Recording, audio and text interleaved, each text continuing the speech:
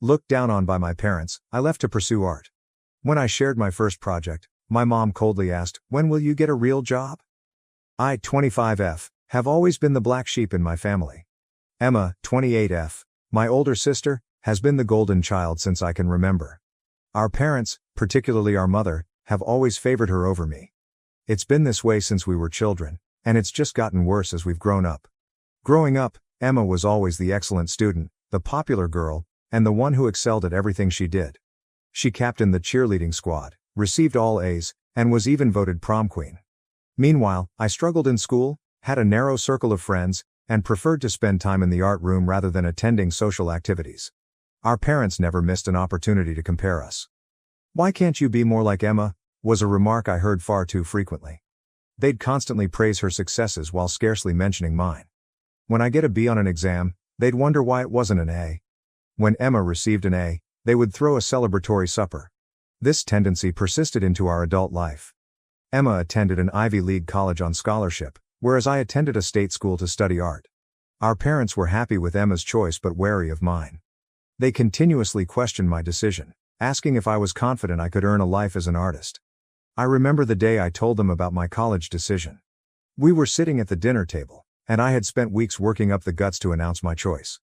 When I eventually told them, my father's face plummeted and my mother looked like she was going to cry. Emma, of course, chipped in. "Are you sure that's a good idea? Art school isn't exactly known for job security." My parents agreed, and I felt my hopes crumble in front of my eyes. Despite their displeasure, I persisted with my decision. Those 4 years of college were among the best of my life. I finally felt like I belonged, surrounded by people who understood and valued creativity. I excelled in my academics, making the dean's list multiple times. However, when I shared these accomplishments with my family, they were met with lukewarm reception. "That's nice, dear," my mother would remark, immediately shifting the conversation to Emma's latest accomplishment. Emma secured a high-paying position at a famous law firm in the city following graduation. In contrast, I had difficulty finding my foothold. I worked several part-time jobs while attempting to establish myself as a freelance illustrator. Our parents were always interested in hearing about Emma's newest case or advancement, but when I mentioned my creative efforts, they shifted the subject. I recall a very unpleasant family meal around 6 months after graduation. Emma was visiting from the city, and our parents had cooked her favorite dish. The entire talk concentrated upon her recent court victory. My mother continued emphasizing how proud she was, and my father could not stop smiling. When I tried to tell my mom about a tiny drawing I had gotten for a local magazine, she interrupted me mid-sentence to ask Emma about her intentions to buy an apartment. The situation at home had become terrible.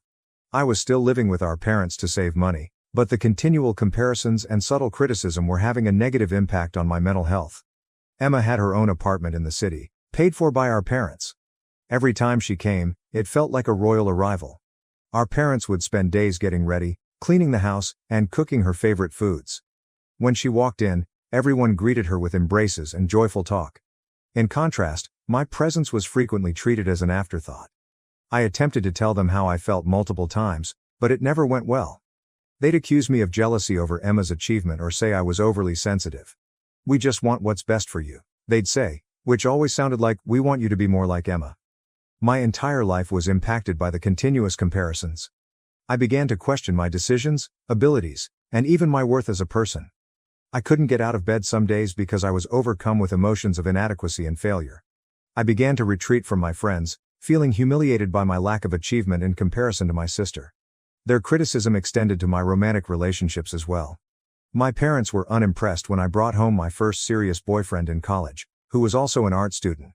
They spent the entire dinner questioning him about his future prospects and making thinly veiled remarks about the volatility of artistic careers. Meanwhile, when Emma returned home with her boyfriend, a law student from an affluent family, my parents almost pulled out the red carpet. Things came to a head last week. I had finally secured a large illustration commission for a children's book series. It wasn't a large salary, but it was a step in the right direction for me professionally. I was looking forward to sharing the news with my family at supper. As usual, the discourse focused on Emma's most recent accomplishments. She had recently won a major case at work and was being considered for a promotion. Our parents could not stop talking about how proud they were. When there was a lull in the discourse, I seized the opportunity. I told them about my illustration project, trying not to become too excited. My mother's response: "That's nice, dear, But don't you think it's time you got a real job? You're not getting any younger, you know. My father only nodded in agreement. I was crushed.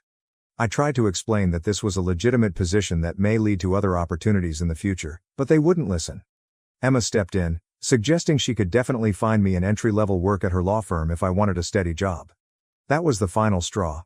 I rose up, my chair grinding loudly on the floor. I told them I was weary of being regarded like a disappointment and that I was proud of my work and decisions. I said I couldn't live in a home where I was continuously made to feel inferior. My parents looked stunned. My mother began to say something about how I was being unduly sensitive, but I interrupted her. I informed them that I was moving out. That I'd rather struggle on my own than deal with their incessant criticism. Emma tried to be a peacemaker by advising me to calm down and not make rash judgments. But I could see a smug expression in her eyes. She was loving it, being the ideal daughter while I was the family disappointment. I stormed up to my room and began packing. My parents and Emma followed, attempting to talk me out of it, but their comments only reaffirmed what I already knew. They considered me as a failure and a burden. My mother even had the audacity to remark, "If you leave now, don't expect us to help you when you can't make rent." As I stuffed items into a suitcase, memories flooded my head. When I won a local art competition in high school, my parents didn't attend the award ceremony since it coincided with one of Emma's debating competitions.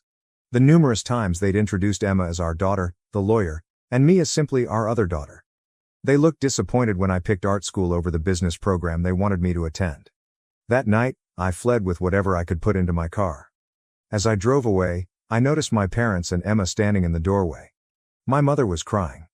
My father appeared angry. And Emma only looked smug. I felt a variety of feelings, including sadness, rage, and fear.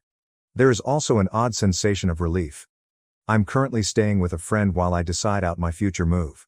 I knew leaving was a bold step, but I couldn't handle it anymore. Am I overreacting? Should I have stayed and attempted to help them understand? Or was quitting the correct decision? I feel lost and alone, but also relieved to be free of that harmful surroundings. The prospect of creating a life on my own terms is both thrilling and terrifying. I'm concerned about my financial situation, but I'm also excited to pursue my art without the constant criticism and comparisons. Any advice or help would be greatly appreciated. How do I proceed from here? How can I create a life for myself while dealing with the emotional consequences of leaving my family? And, most importantly, how can I start believing in myself after years of being told I'm not good enough? Update 1. It's been over 2 months since I left my parents' house, and a lot has happened. I wanted to give you all an update and thank you for your encouragement and ideas. Your warm words and encouragement have become a lifeline during this difficult time. After I departed, I spent a week sleeping on a friend's couch while I searched for a more permanent option. It was difficult, but I was able to find a little studio apartment that I could just barely afford with my savings and the proceeds from my illustration project. It's not much, but it is mine. And for the first time in my life, I believe I have my own space. The first several weeks were difficult. I pushed myself into my work, determined to show to myself, and perhaps to my family, that I could succeed on my own. I took on a part-time job at a neighborhood coffee shop to augment my income from illustration employment. Between the two jobs, I was working virtually constantly, but it felt fantastic to be self-sustaining. There were times when I came home fatigued, my hands aching from hours of drawing and pouring lattes, and I wondered if I had made the right decision. The small voice in my head, which sounded eerily like my mother, would tell me that I was dumb for believing I could make it as an artist. But then I'd look at the illustrations I was working on and recall why I'd chosen this path. My parents tried to contact me multiple times, but I was not ready to speak with them. I needed time to comprehend things and focus on getting on my own 2 feet. Their voicemails ranged from violent demands that I return home to emotional pleas wondering whether I was all right. It was difficult to ignore them, but I knew I needed time to think things out for myself. Emma also called several times, always in the same patronizing tone, telling me I was acting childishly and that I should come home and apologize. Her words wounded, but they also fueled my will to succeed on my own terms. About a month after I departed, something unexpected occurred. The children's book I illustrated was released, and it began to gain traction. The author shared it on social media, and it piqued the interest of a few prominent parenting bloggers. Suddenly, I began receiving emails from publishers interested in my work. I recall sitting in my tiny apartment, staring at my computer screen in disbelief as the emails arrived. For the first time, I felt as if my dreams were more than just that. I sobbed that night, but they were tears of happiness and relief. I got 2 additional book deals in quick succession.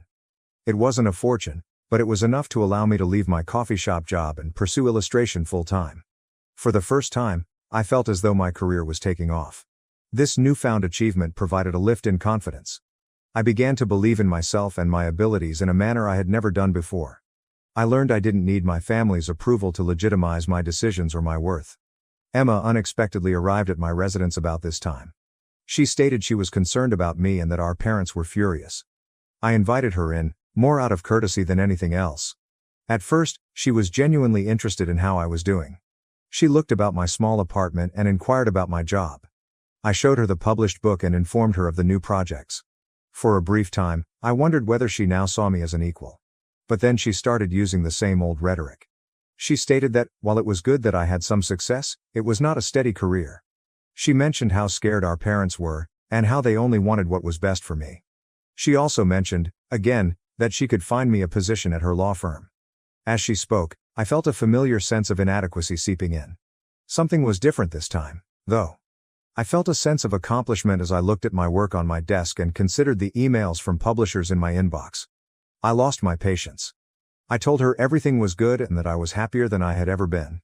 I pointed out that, for the first time, I was fully reliant on my own efforts, with no assistance from our parents. I questioned if she could say the same, given that our parents were still paying for her apartment. Emma's face transformed. The veneer of concern fell away, revealing the same arrogant, superior grin I had seen the night I left. She snapped at me, calling me ungrateful and selfish. She told me that I was breaking our parents' hearts and should be ashamed of myself. I asked her to go. As she was leaving, she turned and said, "Don't come crying to us if this little art phase of yours fails. We won't be there to bail you out." After she went, I felt both terrified and strangely empowered. I realized I no longer needed their approval. I was succeeding on my own, doing what I like, and that was enough. The interaction with Emma prompted me to think on our friendship over the years. I remembered how close we were as kids, before competition and comparisons drove us away. I felt a twinge of grief for the sisterhood we had lost. However, I knew that I couldn't keep holding on to that romanticized vision of our relationship. In the weeks that followed, I refocused on my work. I began connecting with other painters and illustrators, forming a network of like-minded creatives. For the first time, I felt as if I belonged to a group that understood and valued me. I also began therapy to work through the years of emotional baggage I had been carrying. It's been difficult, but it's helped me realize my worth beyond my family's expectations or my professional achievement. I'm still not ready to speak with my parents, but I feel stronger now.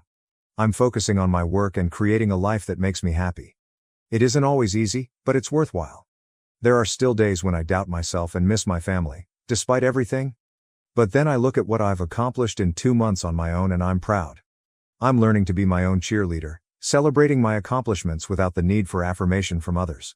Thank you again for your support. It means more than you realize. To anyone else going through similar difficulties, please know that you are not alone. It is acceptable to pick yourself, pursue your interests, and define success on your own terms. Update 2. It's been about a year since my previous update, and I can't believe how much has changed.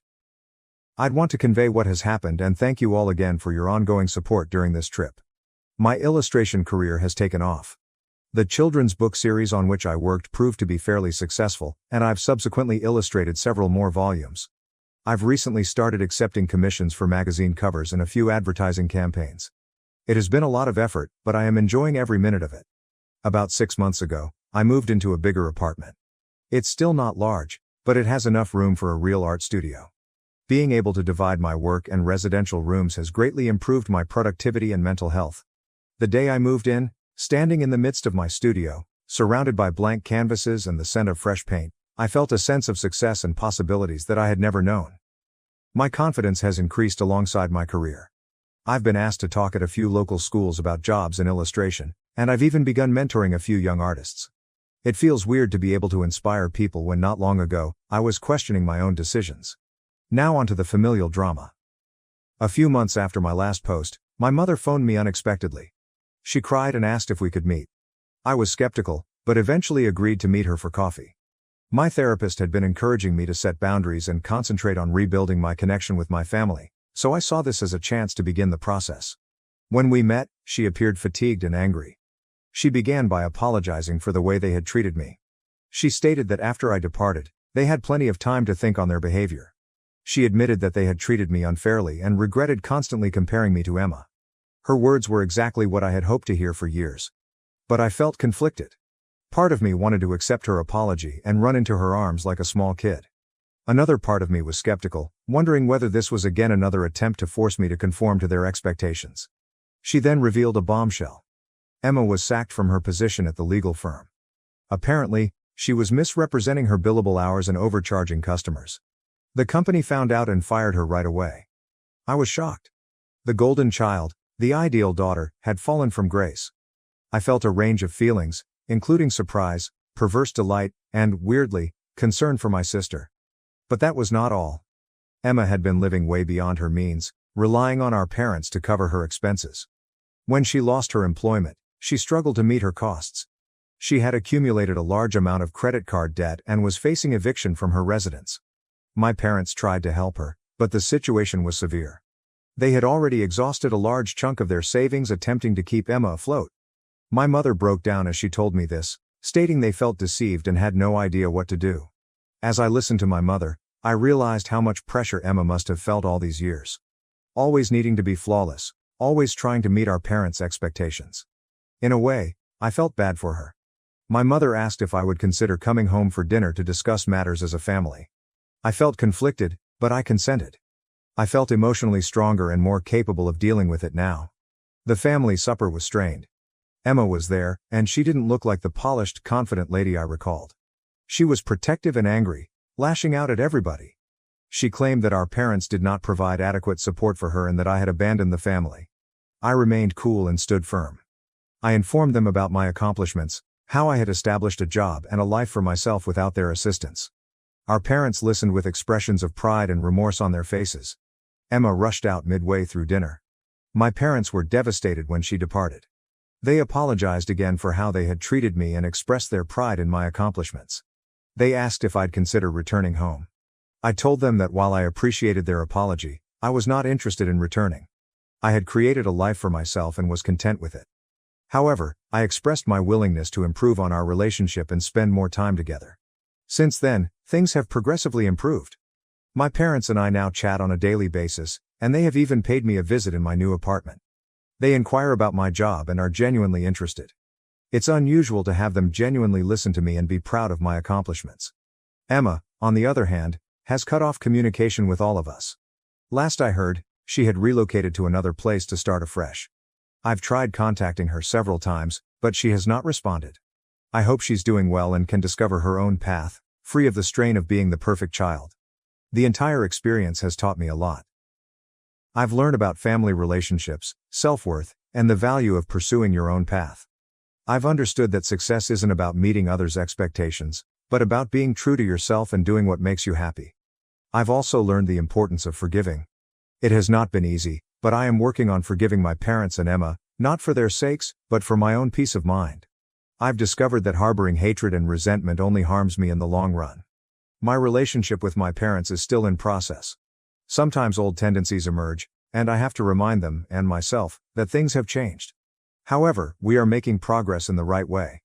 They are beginning to respect me for who I am, rather than who they wanted me to be. What about my career? It continues to thrive. I was just requested to illustrate a comic novel, which is a dream come true. I'm also thinking about teaching a course at a nearby community college, sharing my knowledge and experiences with those who are interested in art. Looking back over the last year, I'm shocked at how much has changed. There were times when I questioned myself, wondering if I'd made the correct decision in leaving. However, I now see it was the smartest decision I could have done. It forced me to stand on my own 2 feet and believe in myself when no one else would. Stay strong if you're dealing with comparable familial troubles. Stand up for yourself.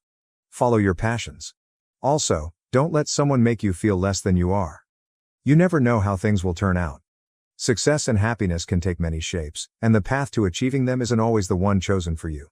Family dynamics can be complex, and healing takes time. Be patient with yourself and others. Set limits as needed, but be willing to reconcile if it feels right. Most importantly, remember this. You are valuable, regardless of your family's approval or anyone else's expectations. I'm grateful for this community and the encouragement you've given me during this journey. Your encouragement has meant more than you realize. Thank you for being there for me during the difficult times, and for celebrating my wins alongside me. I'm looking forward to what the future holds. I feel like I'm finally living life on my own terms, pursuing my passions and developing important relationships. It isn't always easy, but it's genuine and rewarding in a manner I've never felt before. Thank you all again for your unwavering support throughout this journey. It means everything to me. Here's to pursuing our aspirations, healing old hurts, and creating the life we want. Falsely accused by my ex, I lost everything. Expelled and isolated, I fled, changed my name, and rebuilt my life in a foreign country. My ex-girlfriend cheated on me. When I discovered out and confronted her, she panicked and told practically everyone we knew that I had raped her in order to cover up her infidelity. I was detained during the investigation but was freed owing to a lack of proof. My parents had already shunned me, and the majority of my friends had withdrawn themselves. My parents believed I was a rapist who had just gotten lucky, even though I hadn't been proven innocent by a jury yet. My best friend discreetly assisted me behind my parents' backs, and I ran away. I had nothing to lose, no one liked or approached me, and my college prevented me from attending classes. They simply provided me with assignments via email and let me come in for tests. I moved as far away from the town as I could and found an apartment. After working several community jobs to save money, I was able to stabilize myself. At some point, I decided to change my name. I'm not sure why, I just couldn't handle looking at it anymore. This helped me start over. When I re-enrolled in university, I met a few new people, but I had no idea why I was doing it. I was deeply in debt and struggling financially. I somehow completed my teaching degree and relocated to a country on the other side of the planet, where I currently reside. I obtained a great apartment and settled into my new work. Eventually, I met the woman who would become my wife. At first, I couldn't believe her. I flinched any time she attempted to touch me. I fidgeted when she came too close. But she was really patient. Then I went head over heels for her. Eventually, she gave birth to our twin daughters and son. I adore them above all else and would go to any length to keep them safe. Given that I was a foreigner and had not previously been trusted, her family welcomed me fairly quickly. They treated me well, and for the first time in years, I remembered how it felt to be part of a loving family. Now, I live in a lovely home with my wife and children. We're happy. That is, until last night. I was playing PlayStation with my kid while my wife and daughter were in the yard. A knock on the door. My father was standing right there. He offered me a feeble smile and began speaking. But I slammed the door so forcefully that it startled my son. I quickly took him to his room and contacted my wife, requesting that she put our daughter to bed. She was freaking out, as was I. My father kept knocking. I broke down. My wife consoled me, then answered the door. She wanted to know who he was. He stated he was my dad. I had just given my wife a general overview of my past. She had nothing but pain for me, but when she saw him, she became enraged. Understandably so. She screamed at him for abandoning her. After she calmed down, I told her to let him in and stay with the kids while I spoke with him. He explained that he had been assisting my ex clean out her phone. While searching through her texts, he discovered a chat between her and the guy she had cheated with. She apologized for wrecking my life. She said that she wished to take it back. My father didn't address her because he wasn't ready to reopen the wound, but, quietly, he began hunting for me, determined to convince me that he finally believed me. I'm not even sure how he found me. But I don't mind, he's here now. Now I don't know what to do. I've been roaming aimlessly, considering my alternatives. I've come up with 2 options, but I'm not sure which is the proper one. Turn him away. Tell him to return to our nation and leave me alone. Reconcile with him and inform my mother. If there is a better choice, I'd love to learn about it, because I'm utterly clueless right now. I'm stressed out here, and I'm going to take the day off work tomorrow. My father is living at a nearby apartment, so I'll probably go to him with my response. Thank you in advance. Comments Gentius. He claimed he was doing your ex-girlfriend a favor by deleting certain stuff from her phone. Doesn't that seem odd? Why would he continue contact her? Why would he look through her phone? People who are genuinely attempting to help do not break into phones. This is an enormous red flag. The man disowned you, maintains contact with the lady who devastated your life, discovered the truth through snooping, and then tracked you across the globe? Are you truly prepared to invite this instability into your family? T23454, you're correct. Nothing truly adds up. It's a messy issue, and I despise being put in this position. I'm fighting to find the perfect words to speak to him. Random Questioners Master, Advice Giver 26. Oh honey, This was so upsetting to hear. False charges should be prosecuted and imprisoned. They destroy people's lives. This whole situation is completely ludicrous. The best advice I can provide you? Keep him out of your life. He was so quick to dismiss you without even having a proper conversation. And honestly, you're happy even without them. Of course, you can forgive anybody you want, but I couldn't help but question what his true motivation is for attempting to reconcile now. Good luck, and thank you for sharing your story. T23454OP. Thank you. To be honest, I just want to use the eye for an eye method and keep him away from my family. I'm not a forgiving person, and looking back, he must deal with the repercussions of his actions. Ballistic Pineapple. This is my first time commenting, so I can't say whether this is excellent advice. Honestly, only you can answer this. There is so lot to digest at once, and it has all been thrown upon you. I believe sending your father home would be the best option. It would allow you to decompress and gain a better understanding of what is happening. You can always contact him whenever you feel ready. However, being forced into this circumstance is not ideal right now. You have control over this. This is your life, and you get to pick how it unfolds. Take your time, consider everything, and make a decision when you are genuinely ready. T23454, OP. Yes, in the end, it will be my choice. I've accepted that much. My son asked me a few hours earlier who the man was. I couldn't bring myself to tell him that it was his grandfather. More information I know, it all depends on whether I want them in my life or not. I know I will never have all of my questions addressed. I guess I'm simply trying to make sense of everything, piecing together various responses from different people. Looking back, I'm still not sure why they abandoned me so quickly. Perhaps she fabricated certain texts. But, if that were the case, wouldn't she have reported them to the authorities? I remember them stating there was little to no proof to back up her assertions. None of this adds up. And frankly, I don't want to connect the dots. Sometimes it all seems like a bad dream. Thanks nonetheless, I'll figure it out eventually. Update 1. Hello, everyone. I apologize for not posting recently.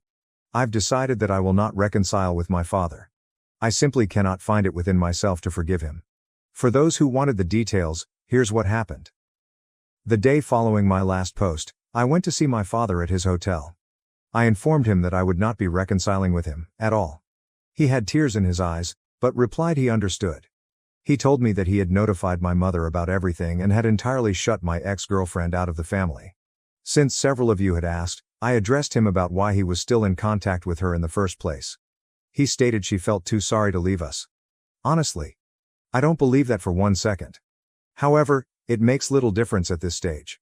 Apparently, my mother did not take the news well. She asked for my phone number, but my father refused to give it to her. I'm not sure how much of what he said is true. To be honest, I believe most of it is an attempt to entice me back into their lives. But what happened after they threw me out onto the streets like a crazed dog? It makes me sick.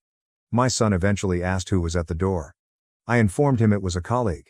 When my children are older and we are facing difficult times, I will tell them the truth about my history. Everything is okay right now.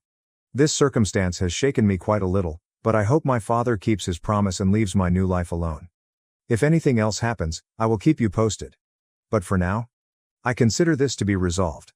Thank you so much for your support and good remarks. And please, if you know someone going through what I did, be there for them. Do not toss them away. Stay by their side. Even if they have to travel across the globe to find serenity. Update 2. I was living quietly till my father discovered me. What about that one event? It sparked off a chain reaction that resulted in this post. Recently, my family betrayed a vow. It made me furious. After much deliberation, I concluded I needed to confront them, directly. I flew back to my native country and met with everyone concerned. My mother. My father. My brother. Even the woman who accused me. I was nervous.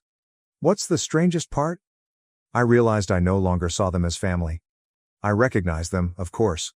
But I didn't feel anything for them, as I do for my wife, children, and in-laws.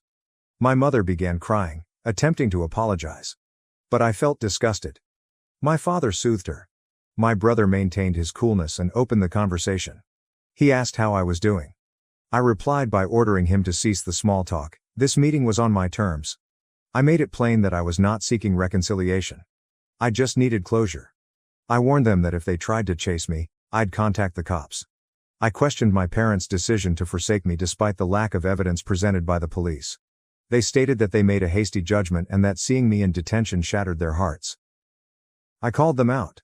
They did not strive to protect me. They didn't even try to hear me out before shutting me off entirely. I inquired about a comment made in my initial post. Why was my father even looking through my accuser's phone? He stated she instructed him to remove unnecessary data from her phone. That's when he noticed the conversation logs with her buddies.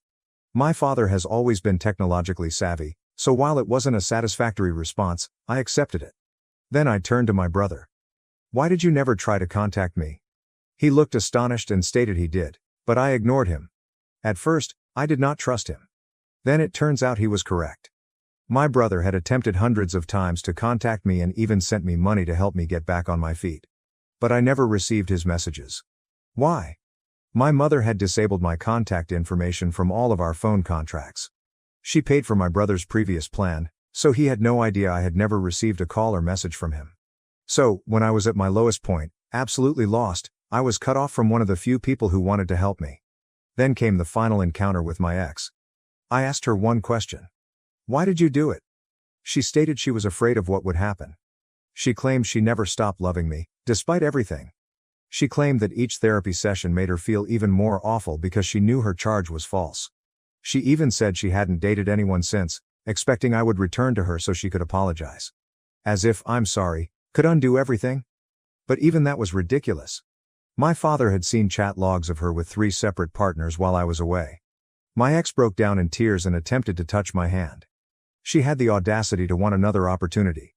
I was infuriated. I took out my phone and began showing them hundreds of photos. Pictures of my children. Their milestones. Our family travels. This is their first day of school. My wife and I wrapped our arms around them. I looked her in the eyes and said, "This is what you could have had if you hadn't been so stupid." I told my parents, "This is what you missed out on because you refused to hear me out." For a single second, I questioned whether I had gone too far. Then I remembered what they had done to me. I hadn't gotten far enough. The aftermath not. Everything about my experience was unpleasant. I caught up with my former best friend and his family. They were pleased to see me, and I was glad for them. They took me in when everyone else had abandoned me. One day, I hope to travel to my home country and teach my children where half of their culture comes from. But I'll never let them near my so-called family. My only family is my wife, her family and my children. I'd say the visit went fairly well. Edit. About my brother. Several of you inquired about my brother. After some thought, I decided to let him fly over and meet his niece and nephew. I was hesitant at first because we were never particularly close growing up due to brotherly rivalry. I also don't use social media, so he could only have contacted me through my phone number. But by that point, I'd already changed it. He never got an opportunity to contact me. What about my ex? I've left it up to my family to decide whether they want to contact the authorities. If they were truly sorry, they would report her. It's beyond me now. I might hear from my brother about it, but really? I'm just content with the life I've created. Now that my past is entirely behind me, I can finally relax.